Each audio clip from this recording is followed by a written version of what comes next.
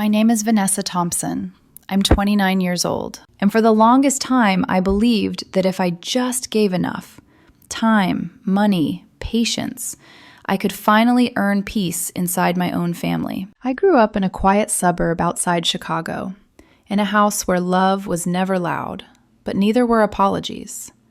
We weren't poor exactly. We just lived carefully. Vacations were something other families talked about. For us, summers meant extra shifts, packed lunches, and promises of maybe next year. Next year never came. I was the oldest of three, the responsible one, the planner, the one who learned early that if something was going to happen, I had to make it happen myself. So when my career in marketing finally stabilized, when I had savings, benefits, and the kind of adult confidence that comes from surviving heartbreak, I decided to do something big. I planned a family vacation, not a weekend road trip, not a budget hotel off the interstate, a real vacation. I booked us a beachfront cottage in the Outer Banks of North Carolina. Oceanfront, wraparound porch, enough rooms so no one had to sleep on a couch. I paid for the flights from O'Hare, the house, the dinners, and even a few activities. Deep sea fishing, parasailing, a sunset sail. It wasn't about luxury. It was about healing. 2 years earlier, my life had imploded in a way I still hadn't fully recovered from.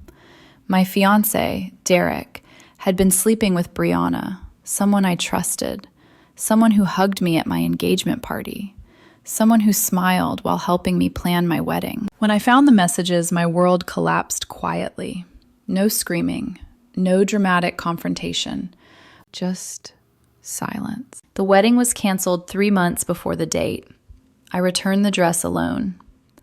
I moved back in with my parents because Derek and I had been living together. My family saw everything. They saw me break. So this trip, it wasn't just a gift. It was proof.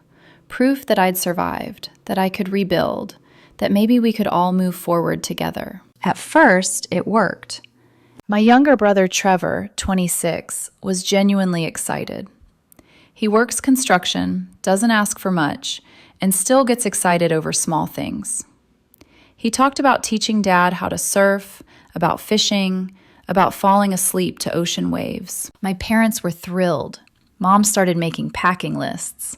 Dad researched crab cake restaurants like it was his new job. And then there was Erica, my younger sister, 24. The baby of the family. Growing up, Erica always got more. Newer phones, better clothes, a car at 16. While Trevor and I learned to compromise, Erica learned to expect. I told myself this trip would be different. At first, she seemed excited, posting bikini photos, talking about the beach.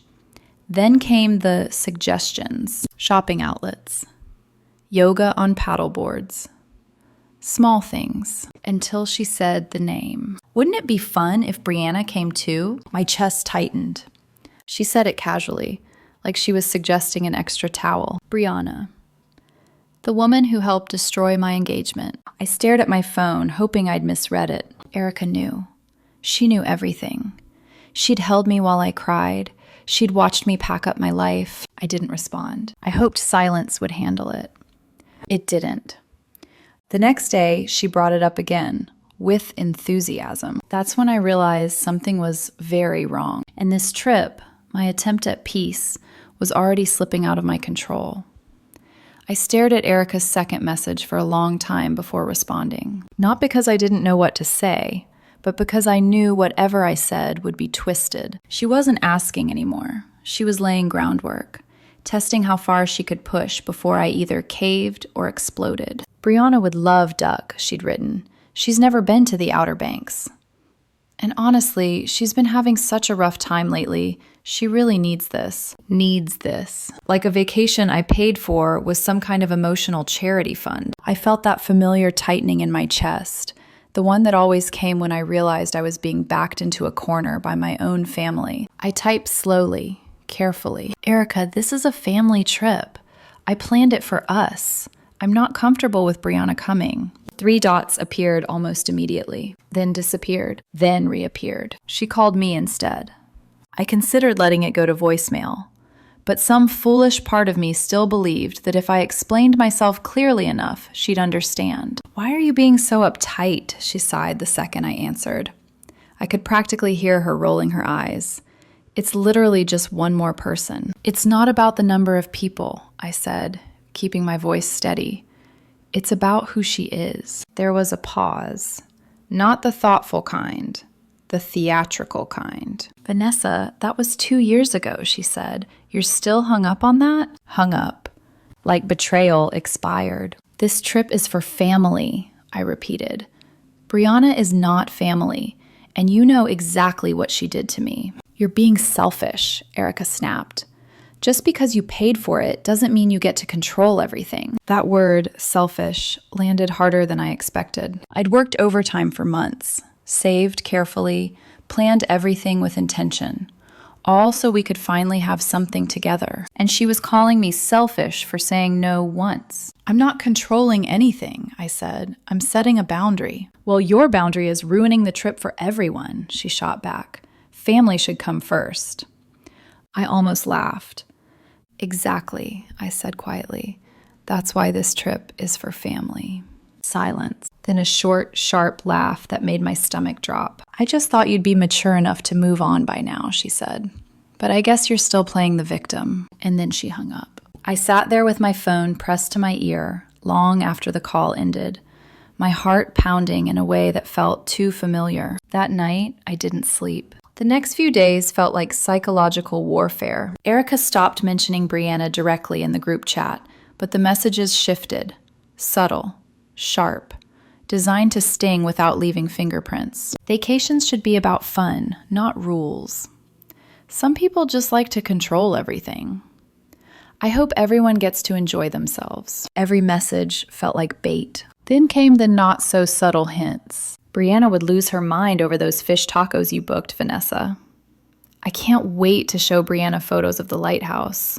My parents said nothing. Trevor texted me privately once. "She's being ridiculous. Ignore her." I tried. But ignoring someone who's trying to rewrite reality in front of an audience is exhausting. I texted Erica directly again. "Please stop. Brianna is not coming. End of story." She left me on red. Hours passed. I thought, naively, that maybe she'd finally backed off. Then the long message came. "I can't believe how cruel you're being. Brianna made one mistake years ago, and you're treating her like she's evil. She's my best friend. She's been there for me through everything. I thought you'd grown enough to forgive, but clearly you haven't. This trip was supposed to bring our family together, and you're tearing it apart with your grudges." I read it 3 times. My hands were shaking. One mistake. Like sleeping with my fiancé was an accident. Like betrayal had an expiration date. I typed back slowly, deleting half my words before sending anything. "This isn't about forgiveness. It's about respect. I planned this trip for our family. I'm not comfortable with her coming. This isn't up for debate." She didn't respond. Instead, she escalated. The next day, she sent me links. Articles about forgiveness, healing, letting go of the past. Then a screenshot. Brianna's Instagram story. She was crying, talking about being excluded, about losing friends over misunderstandings. That's when it hit me. Erica had already told her she was invited. She wasn't asking permission anymore. She was trying to force my hand. That night, Erica called again. Her voice syrupy, fake sweet. "I've been thinking," she said. "And you're right. Family should come first." My guard dropped just a fraction. "So here's my idea," she continued. "If you can't handle Brianna coming, maybe you should stay home. The rest of us would probably have more fun without all the negativity." I felt like I'd been slapped. "Are you seriously suggesting I skip the vacation I planned and paid for?" I asked. "I'm just saying," she replied lightly. "If you're going to make everyone miserable." I hung up.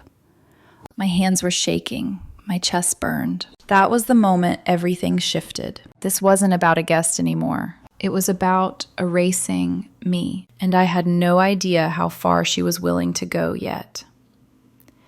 After I hung up on Erica, I walked around my apartment like I was trying to shake her voice out of the walls. Maybe I was overreacting, I told myself, because that's what I'd been trained to think whenever Erica crossed a line. that my discomfort was the real problem, that if I were mature, I'd swallow it, smile, keep the peace. But I wasn't 20 anymore.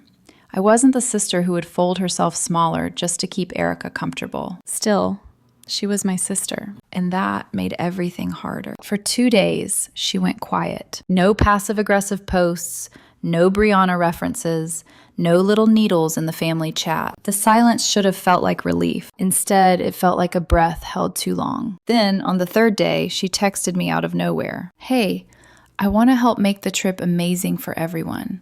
I was looking at the activities you planned, and I have some ideas for improvements. Can you send me the booking account info? I promise I just want to add some cool stuff to the itinerary." I stared at the message, thumb hovering over the screen. My instincts screamed no, but a softer part of me, the part that still wanted my family whole, whispered, maybe this is her way of making peace. Maybe she realized she went too far. Maybe she finally understood that I wasn't going to budge about Brianna, and now she was trying to contribute instead of control. I read it again. I promise. Erica always said, I promise, the way some people say, trust me. Not as a vow, but as bait. I should have listened to that. Instead, I thought about my parents, about how excited Mom was, about how Dad kept talking about crab cakes and sunrise walks on the sand, like he'd already mentally moved into that porch swing. I didn't want to be the reason the trip turned into a war, so I did what I always did. I compromised. I sent her the login information for the rental booking site. Not my credit card details. Those were saved in the account. But I told myself she wouldn't touch that. She couldn't. She wouldn't. Because even Erica wouldn't do something that cruel, right? 2 days later, I was at work in the break room, waiting for the coffee machine to finish hissing out my morning sanity, when my phone buzzed. Email notification from the vacation rental company. Your reservation has been updated. My stomach tightened immediately. Updates usually meant check-in instructions or hurricane policies. Nothing urgent, but something in me, some instinct that never fully healed after Derek, made my fingers go cold as I opened it. I read the first line, then the second. Then I stopped breathing. Guest cancellation processed. Vanessa Thompson. For a second, I genuinely thought my eyes were misreading it, like the letters would rearrange if I blinked hard enough. Why would my name be canceled? I was the one who booked everything. I was the one paying. My heart started pounding so loudly I could hear it over the hum of the vending machine. I rushed back to my desk, ignoring the coworker who smiled and said good morning. My hands were shaking as I logged into the booking account from my phone. The password worked, which meant Erica hadn't locked me out yet. That was the only mercy she gave me. The page loaded, and what I saw made my skin go numb. My name had been removed as the primary guest. Not just removed, replaced. Brianna Martinez was listed as the guest for the beachfront cottage. Brianna, the woman who smiled at my engagement party while secretly messaging my fiancé. The woman who walked away with my future like it was a prize she deserved. And under payment details, the credit card on file was still mine. I stared at the screen, my vision tunneling. This wasn't a misunderstanding. This wasn't a mistake. This was calculated. Erica hadn't just tried to invite Brianna. She had tried to swap me out of my own life. I gripped the edge of my desk so hard my knuckles turned white. Somewhere across the office, someone laughed. Someone's phone rang. Normal life continued. Meanwhile, I felt like I'd been shoved underwater. I called Erica immediately. My finger almost slipped on the screen because my hands wouldn't stop trembling. She answered on the second ring. Too fast. Like she'd been waiting for this. "Hey, Ness," she said brightly, like we were two sisters chatting about lunch plans. "What's up?" "Erica," I said, and even my voice sounded unfamiliar to me. Tight, clipped, barely controlled. Why did I just get an email saying I was removed from the booking and Brianna was added? There was a pause. Then she laughed. Actually laughed. "Oh," she said lightly. "Yeah, I figured this would be the easiest solution." My stomach lurched. "Easiest solution," I repeated, as if saying it aloud would make it less insane. "You kept saying you didn't want Brianna there," she continued, still casual. "So I thought, why not just let you sit this one out? less drama for everyone. My throat tightened so hard it hurt. Erica, I said slowly, this is my trip. I paid for it. It was my gift to the family. And you're the one ruining it, she snapped, the sweetness cracking for the first time. You act like you're doing this out of love, but really you just want control. I almost couldn't speak. You removed me, I said, voice shaking now.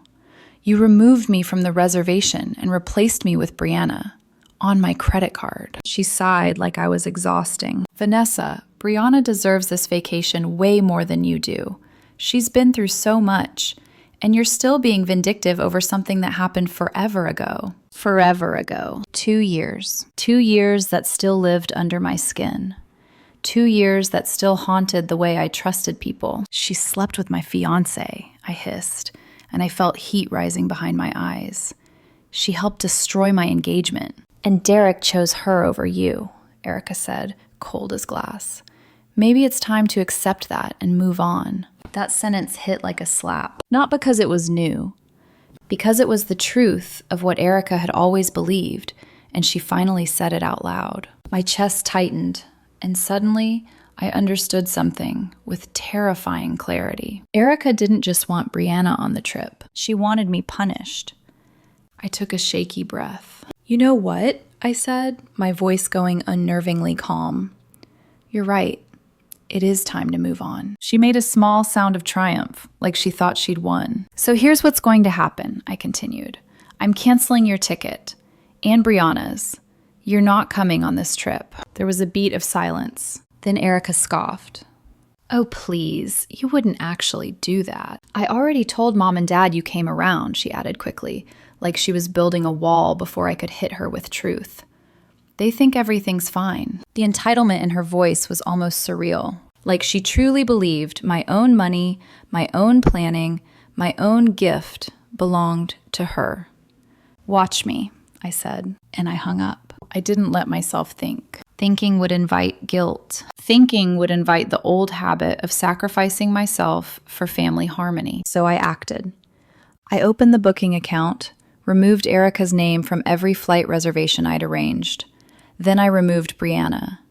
Then I changed the password, twice, to something Erica could never guess. When I hit confirm, I felt a rush of something I hadn't felt in weeks. Air. Space. Control. My phone immediately started buzzing. Erica calling. Again.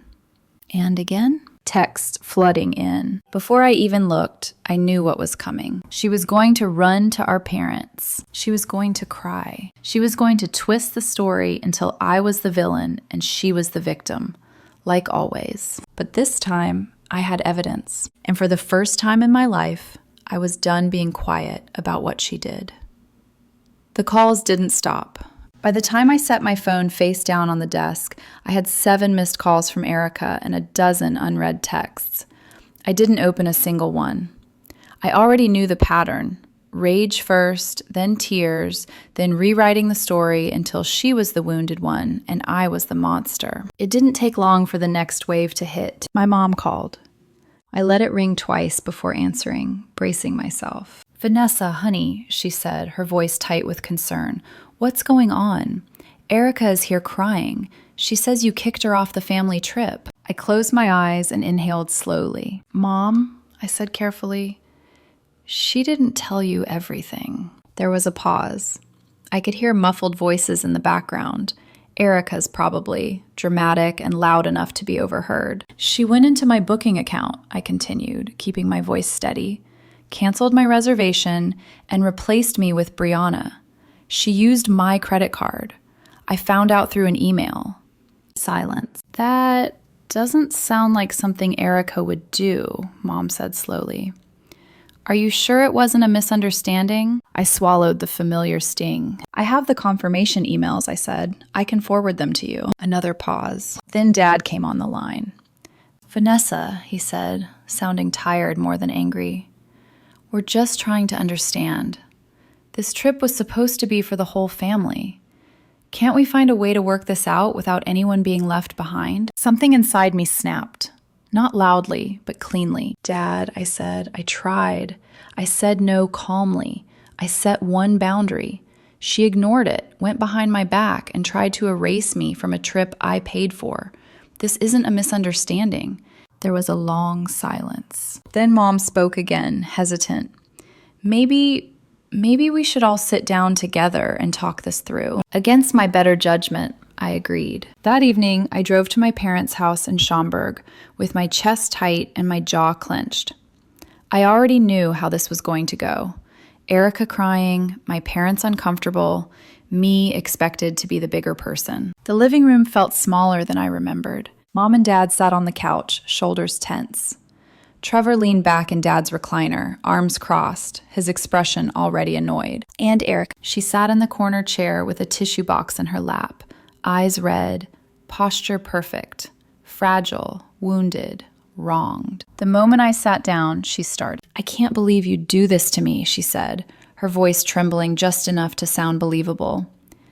I thought family meant more to you than money. I looked at her steadily. Erica, I said, you went into my booking account, canceled my reservation, and replaced me with Brianna. What did you think would happen? She scoffed, wiping at her eyes. I was trying to make sure everyone could enjoy the trip. You're the one who made this whole thing ugly. That's not fair, Trevor cut in for the first time. This is Vanessa's trip. She paid for it. You don't get to just take over. Erica turned on him instantly. Oh, so you're taking her side now? I'm taking the side of common sense, he said flatly. When someone says no, it means no. The room went quiet. That was when Erica realized something had shifted. Her usual tactics weren't working, and instead of backing down, she exploded. Fine, she snapped, standing abruptly. You all want to act like I'm the problem? Maybe I am. Maybe I'm just tired of pretending Vanessa is some kind of saint just because she has money to throw around. Mom gasped. Erica. No, she continued, voice rising. I'm sick of it. She plans one vacation and suddenly she's the queen of the family. Everything has to be her way. That's not what this is, I said quietly. Oh, come on, she laughed bitterly. You planned this trip to make yourself look good, to remind everyone how generous you are. But the second someone suggests something you don't like, you turn into a control freak. Trevor stood up. That's enough. But Erica wasn't done. Brianna didn't cheat, she shouted. Derek wasn't married to Vanessa. He chose Brianna because she's a better person. The words hit the room like shattered glass. Even Erica looked like she realized she'd gone too far, but it was too late. Dad stood up slowly, his face darker than I'd ever seen it. Erica Marie, he said, his voice shaking with fury. You will apologize to your sister right now. She crossed her arms. No. I'm done apologizing for telling the truth. Mom looked horrified. Trevor stepped forward, fists clenched, and I just sat there, stunned. Not because she'd hurt me, but because she'd finally said out loud what I'd always suspected. Get out, Dad said quietly. What? Get out of this house, he repeated. Right now. Erica grabbed her purse, fury flashing across her face. Fine. Have fun on your precious trip, Vanessa. I hope it's worth destroying our family over your grudges. The door slammed behind her. Silence filled the room. Mom looked at me with tears in her eyes. I'm so sorry, she whispered. I had no idea she felt that way. Trevor put a hand on my shoulder. None of that was true. She just couldn't stand not getting her way. Dad exhaled heavily. I guess it's just the four of us going to North Carolina. I nodded slowly. For the first time in weeks, the weight on my chest eased just a little, because the truth was finally out, and there was no pretending anymore. The morning we left for the airport, I woke up before my alarm. For a moment, I lay there staring at the ceiling, half expecting my phone to be buzzing with another message from Erica, another accusation, another guilt-soaked attempt to pull me back into her gravity. But my phone was quiet. The silence felt strange. Then peaceful. By the time I pulled into my parents' driveway, the sky was still dark, the kind of soft gray that makes everything feel suspended between night and day. Dad was already loading suitcases into the SUV. Mom fussed with a travel mug like she always did when she was nervous. Trevor leaned against the car, scrolling through his phone, grinning like a kid on the first day of summer. No one complained. No one argued about seating. No one sighed dramatically about the hour. As we pulled onto the highway toward O'Hare, something inside me loosened. I hadn't realized how much tension I'd been carrying until it wasn't there anymore. The flight to Norfolk was easy. That alone felt miraculous. We talked. Actually talked. Not the surface level updates we'd been stuck with for years, but real conversations. Mom told stories about summers at Lake Michigan when she was a kid. Dad talked about how he'd always dreamed of retiring somewhere near the coast, even though he'd never said it out loud before. Trevor made us laugh with impressions of his coworkers, doing exaggerated voices that had Mom covering her mouth so she wouldn't snort.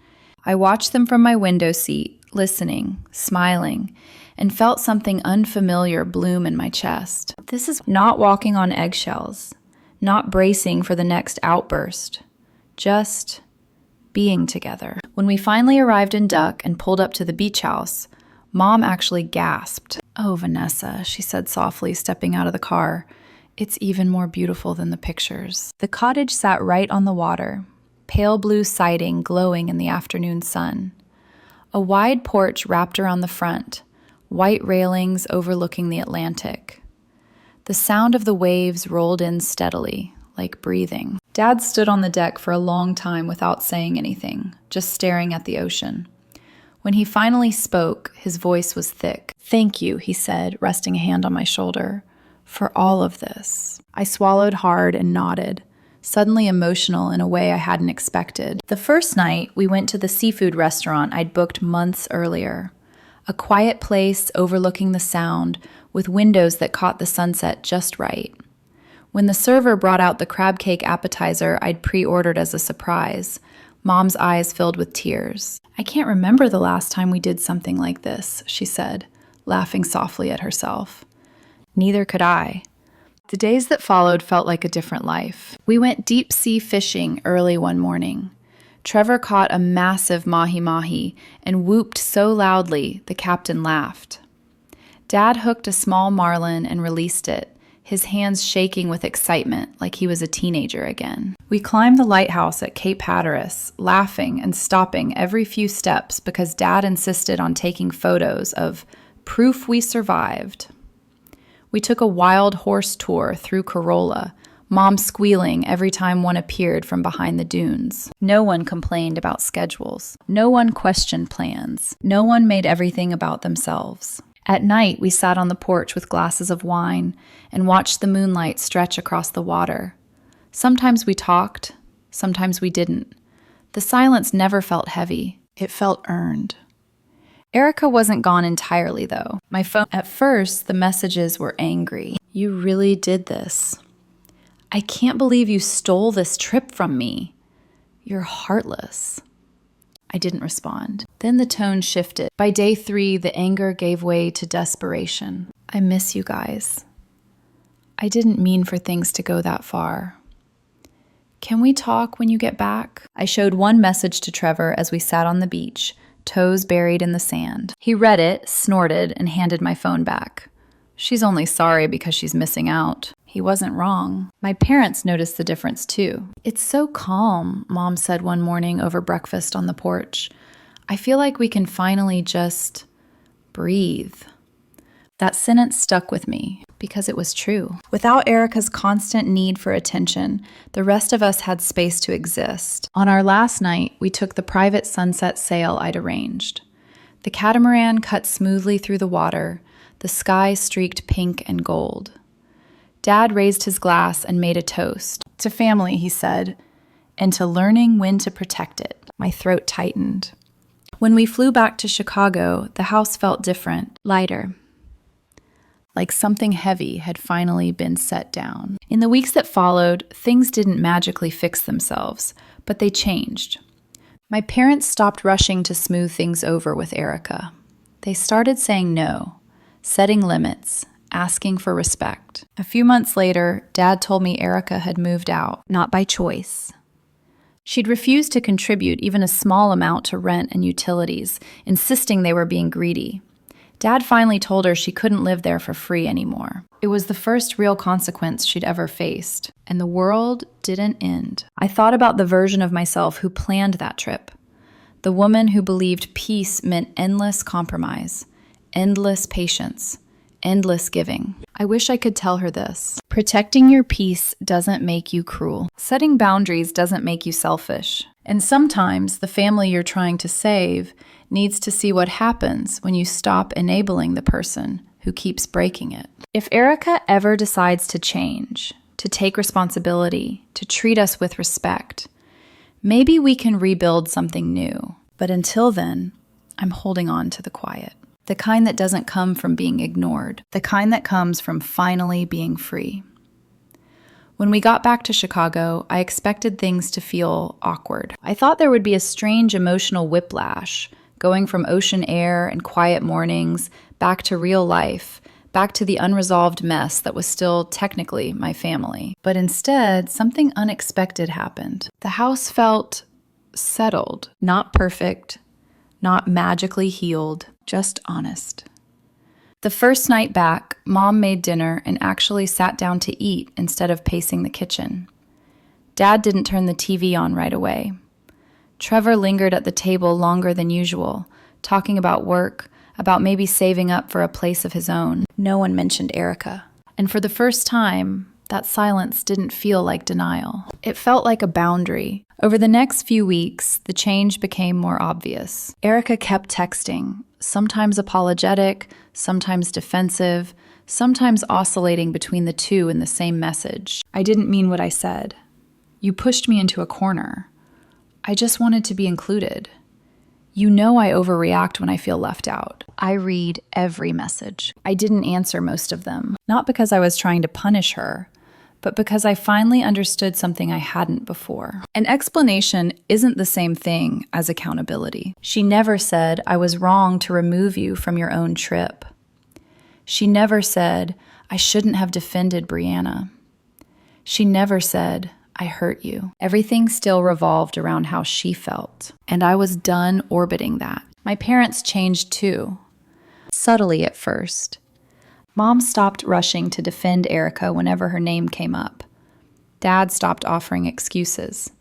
When Erica complained about money, about fairness, about how everyone was against her, Dad calmly told her she needed to figure things out on her own. That conversation, the one where he asked her to contribute just $200 a month for rent and utilities, ended everything. She refused. She accused them of being greedy, ungrateful, manipulative. And for the first time, Dad didn't back down. She moved out 2 weeks later. Not in a dramatic blaze of tears and slammed doors, but with resentment, silence, and the unmistakable shock of someone who'd never been told no for this long. I felt guilty at first. That surprised me, because logically, I knew none of this was my fault. But guilt has a way of sneaking in when you stop playing your assigned role. I'd been the fixer, the buffer, the one who absorbed the emotional fallout so everyone else could stay comfortable. When I stopped doing that, the system collapsed, and systems don't like change. One night, a few months later, Trevor and I sat on my parents' back porch, the air cooling as fall crept in. You know, he said, staring out at the yard, things are better now. I nodded. They are. I didn't realize how much we were all tiptoeing around her, he continued. It's like we were holding our breath for years. That was the moment it fully clicked. The trip didn't break our family. It revealed it.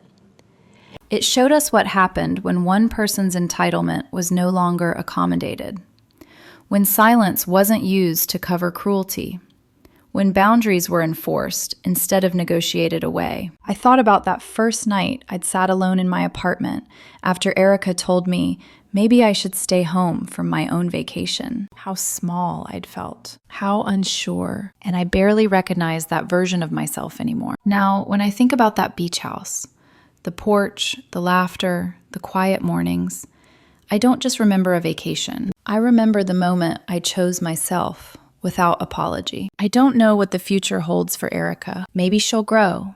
Maybe she won't. But I've stopped tying my peace to her potential. I've learned that loving your family doesn't mean sacrificing yourself on their behalf. And sometimes the most loving thing you can do for everyone is to say no. Not loudly, not cruelly, just firmly. and walk forward anyway.